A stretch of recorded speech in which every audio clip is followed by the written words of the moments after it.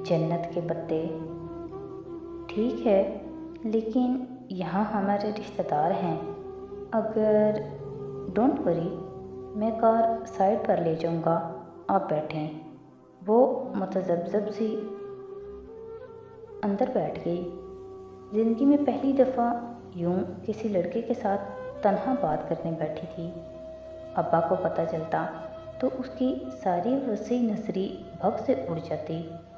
उसे लिबास पहनने की आज़ादी थी, सर ढकने की पाबंदी भी ना थी, मगर लड़कों से बेतकल्फ़ी या दोस्ती की इजाज़त अब्बा ने कभी नहीं दी उसे। वो बैठी तो वलीद फ़ौरन से गाड़ी भगा ले गया। आपको जो भी कहना है जल्दी कहिए, फिर मुझे भी कुछ कहना है। वो सर झुकाए गोद में रखे हाथों की उंगलियां मरोड़ रही थी। अजीब मुस्तरब हालत हो रही थी उसकी। पहले आप कहिए।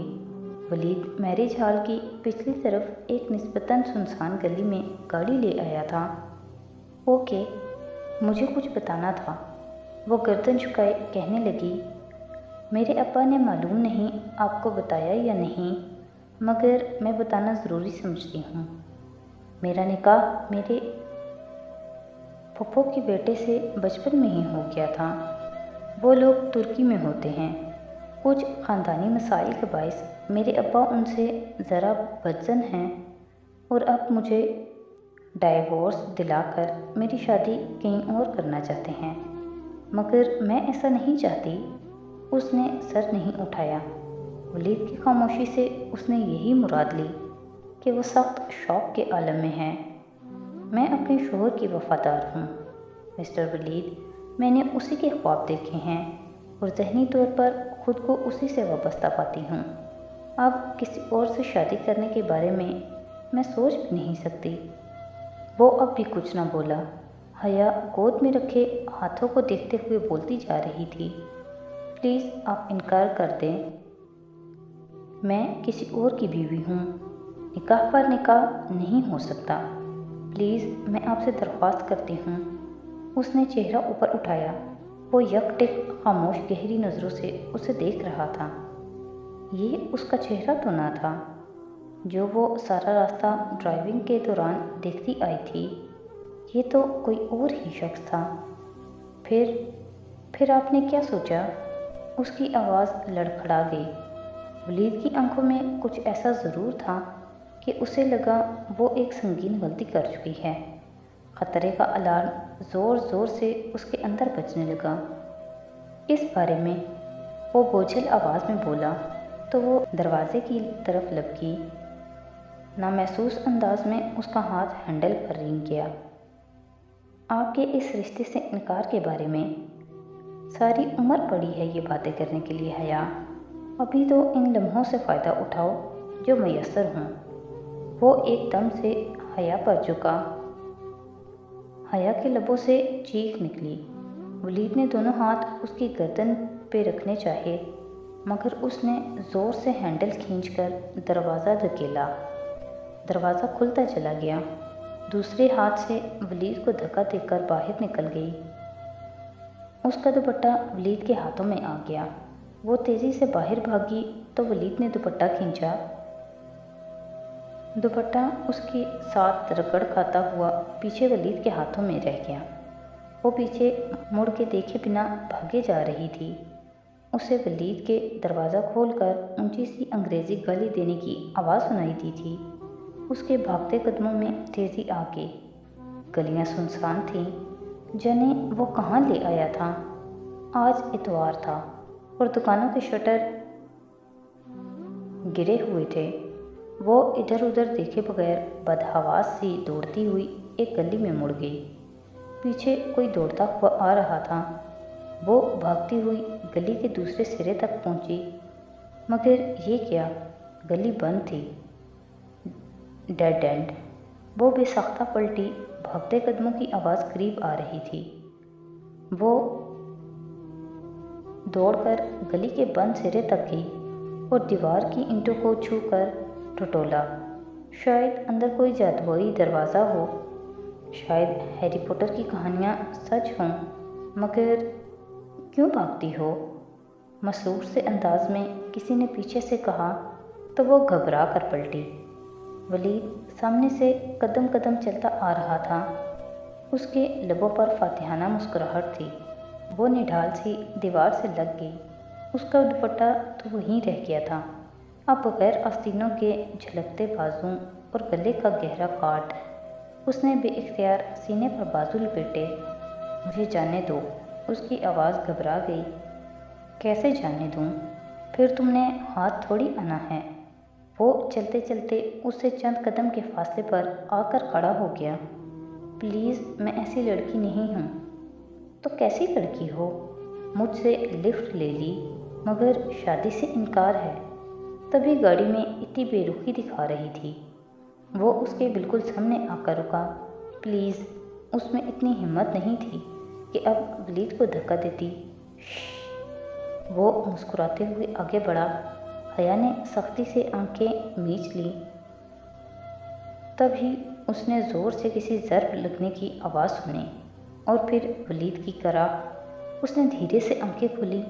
ولید چکرا کر نیچے گر رہا تھا اور اس کے پیچھے کوئی کھڑا نظر آ رہا تھا۔ شوق نارنجی شلوار قمیص میں ملبوس، میک اپ سے اٹا چہرہ، وہی اس روز والا خواجہ سرا ڈولی۔ اس کے ہاتھ میں ایک فرائنگ پین تھا جو اس نے شاید ولید کے سر پر مارا تھا۔ وہ ساکت کھڑی اس کو دیکھ رہی تھی۔ وہ 2 قدم آگے بڑھا اور عین حیا کے سامنے رکا۔ اس کی آنکھوں میں ایسی کاٹ تھی کہ وہ سانس روک کے اسے دیکھی گئی۔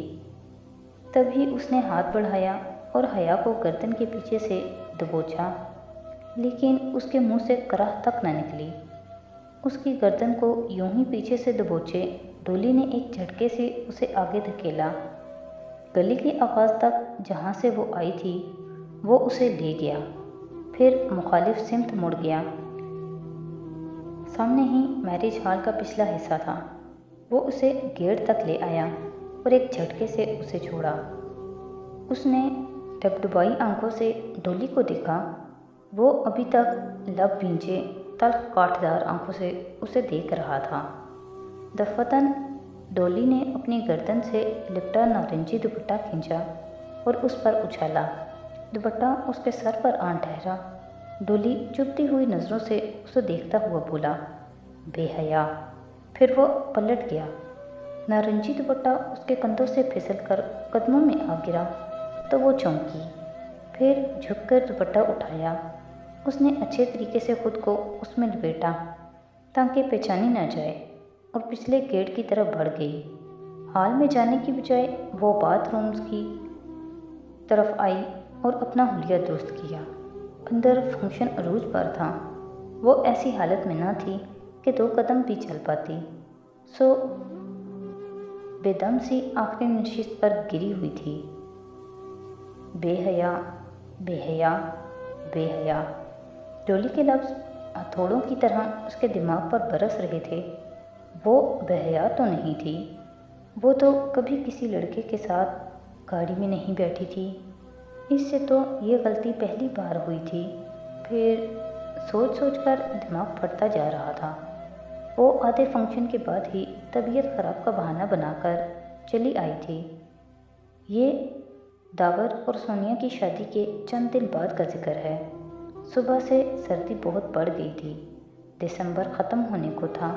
ایسے میں وہ کیمپس میں اسکالرشپ کوآرڈینیٹر کے آفس کے باہر لگی لسٹ کو دیکھ رہی تھی۔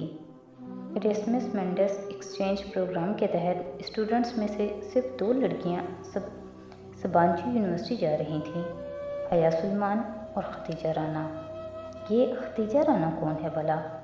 وہ سوچتے ہوئے اپنے یخ ہوتے ہاتھ آپس میں رگڑ رہی تھی۔ دفعتاً پیچھے سے کسی نے پکارا، ایکسکیوز می۔ وہ چونک کر پلٹی۔ پیچھے ایک لڑکی کھڑی تھی۔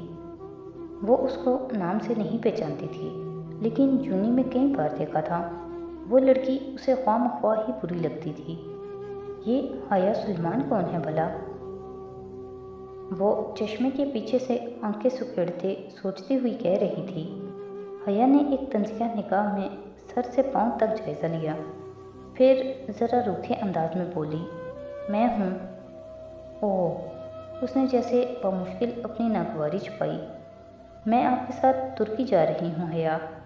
میری فرینڈز مجھے ڈی جے کہتی ہیں، لیکن آپ میری فرینڈ نہیں ہیں، سو ختیجہ ہی کہیے گا۔ مجھے بھی حیا صرف میرے فرینڈز کہتے ہیں، آپ مجھے مس سلمان کہہ سکتی ہیں، وہ کہہ کر پلٹ گئی۔